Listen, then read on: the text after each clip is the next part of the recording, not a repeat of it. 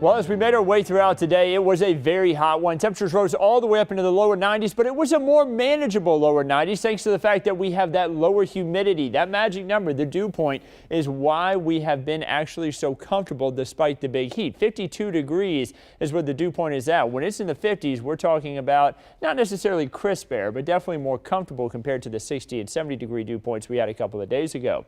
The reason why we have the drier air, we'll take a look at the winds coming in out of the northeast, bringing in with it that drier continental air mass as opposed to southeasterly winds, which would typically bring in moisture off the Gulf of Mexico. And we're going to stay in this more ideal category here over these next few hours. Take a look at the timeline here.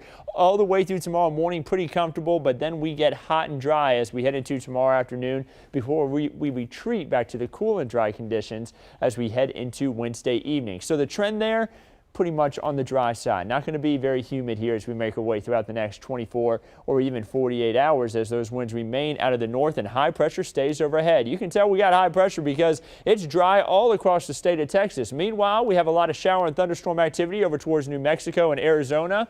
And then you'll notice this big spin in the atmosphere over towards the southeast. That's an upper level low pressure. That's going to bring a lot of shower and thunderstorm activity from Mississippi, Alabama, Georgia into the Carolinas, and we are on the dry side of that. A ridge of high pressure over Texas while this upper level low sits just off to our east. It's going to get caught up in the jet stream though as we head into the end of the week, and then as we head into the weekend, a trough of low pressure swings across the United States, and that's going to bring us some slight chances for rain. Unfortunately, the better chances for rain will stay well off to our north and east, but we are at least going to see some shower activity as we head into the weekend. Future clouds and radar shows though as we head throughout the next 48 hours, we stay dry. 50s and 60s to start off the day there on Wednesday. No rain chances, just a bit of cloud cover to start off the day, but tons of sunshine in the afternoon as temperatures rise into the 80s to 90s. High pressure stays stationed right over our region as we head all the way through Thursday, and then temperatures start off there Thursday with the 50s and 60s. You bet, back in the 90s for Thursday afternoon.